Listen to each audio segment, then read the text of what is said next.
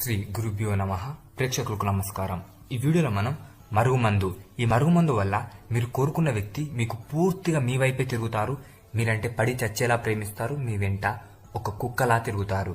ఇది చాలా శక్తివంతమైన మరుగుమందు. అలాగే ఇది మాత్రం ఒరిజినల్ మరుగుమందు.